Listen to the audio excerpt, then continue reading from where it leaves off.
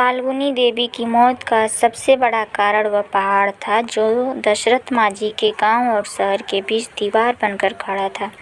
इसी पहाड़ के कारण फाल्गुनी देवी को अस्पताल ले जाने में ज़्यादा समय लग गया और उनकी मृत्यु हो गई, क्योंकि गांव से शहर के जाने के लिए पूरे पहाड़ के चक्कर लगाने पड़ते थे। अपनी पत्नी की मृत्यु से दशरथ मांझी को पूरी तरह झकझोर के रख दिया और वह यह सोच में पड़ गए कि कैसे एक पहाड़ की बाधा बनने के कारण वह अपनी पत्नी को नहीं बचा सके।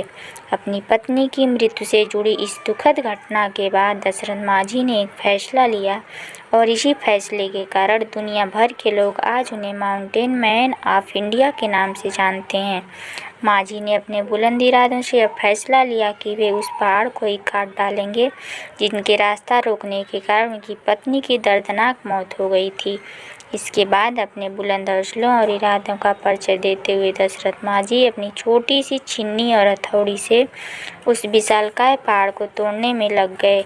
जब गांव वालों ने पहली बार उन्हें मात्र छेनी और हथौड़ी से पहाड़ को तोड़ते हुए देखा तो उनका मजाक उड़ाने लगे। कईयों ने तो उन्हें पागल भी कहना शुरू कर दिया था। लोग कहते हैं कि अपनी बीवी की मौत के सदमे से पागल हो गया है, जो इतनी छोटी सी छेनी और हथौड़ी से विशालकाय पहाड़ को तोड़ने में लगा है। इन सब के बावजूद दशरथ मांझी ने अपने काम में जुटे रहे। महीने गुजर गए, क्या गर्मी, क्या बरसात और क्या ठंड, इस सब की न परवाह करते हुए दशरथ मांझी सिर्फ अपने लक्ष्य को हासिल करते हुए कठिन परिश्रम करते रहे।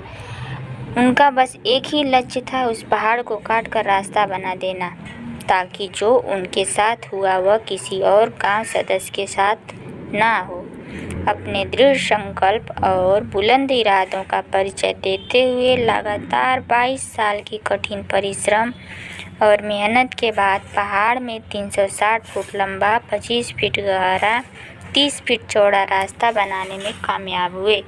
दशरथ मांझी द्वारा बनाए गए इस रास्ते के कारण गया की अन्नी से वजीरगंज दूरी मात्र 15 किलोमीटर रह गई, जो पहले पहाड़ को चक्कर लगाकर जाने के बाद 80 किलोमीटर की दूरी तय करनी पड़ती थी, अब वो मात्र 3 किलोमीटर की ही रह गई।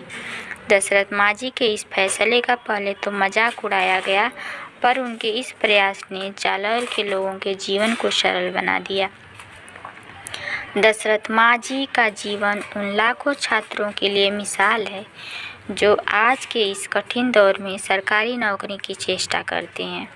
जिस प्रकार दशरथ मांझी को पहाड़ काटने में 22 साल लग गए, फिर भी उन्होंने कभी हार नहीं मानी और बिना निराश वे अपने लक्ष्य को पाने के लिए दृढ़ संकल्प के साथ कठिन मेहनत की और अंत में सफलता प्राप्त की। ठीक उसी प्रकार युवा कभी हार ना माने और निराश ना हो सकता है आपको भी समय लगे, पर सफलता ज़रूर मिलेगी। दोस्तों, ये कहानी कैसी लगी ज़रूर बताइए।